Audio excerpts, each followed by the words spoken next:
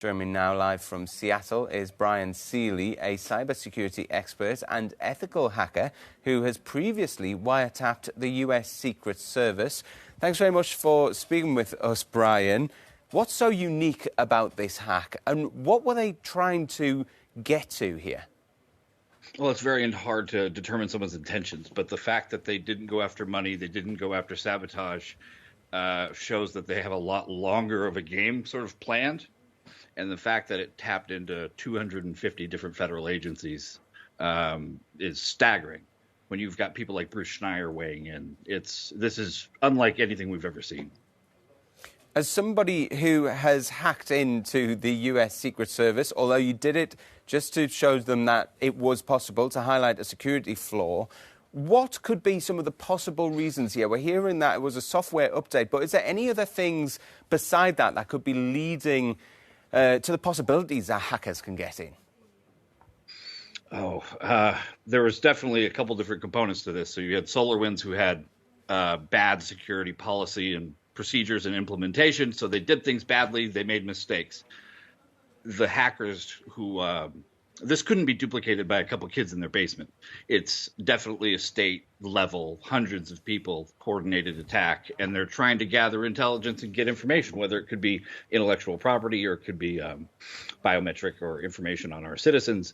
The implications are only limited by your imagination at that point, and they might not have a specific target because they could be stuck with an overwhelming amount of information. They're just being patient, which is really, really scary.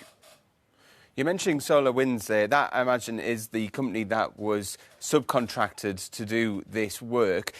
Considering the fact that we've seen outsourcing in the US government for all of the sorts of data activities, is there a risk that this could happen again? Oh, absolutely. I would bet everything that I own and at least one of my kids that this has already happened and no one's discovered it. It's the OPM breach several years ago was the same thing. Someone running a piece of software as a demo discovered this breach that had already taken place for like 18 months. So to say, okay, we've got it all, you haven't gotten it all. We haven't found it all. These guys have found other things that we haven't discovered yet, and we'll keep uncovering them. But we don't even know where to look. It's not even like a needle in a haystack. It's like a million times more complex and difficult. And the threats keep on continuing, not just from Russia. We've also heard the likes previously of North Korea trying to infiltrate US systems.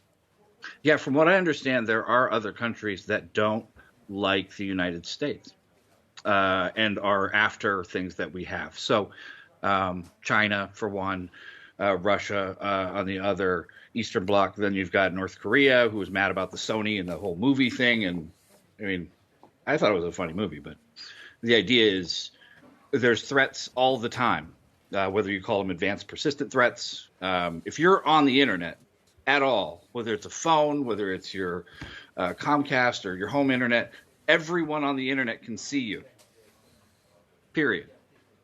So it's not like you're stopping at every house on the block and checking to see if the door's unlocked. You can check every house every second of every day in the entire country with a simple script.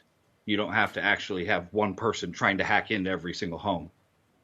A good reminder for everybody to keep up to date with their passwords and keep their internet security options good. Bryan joining us there from the US. Thank you very much for joining us. Thank you for having me.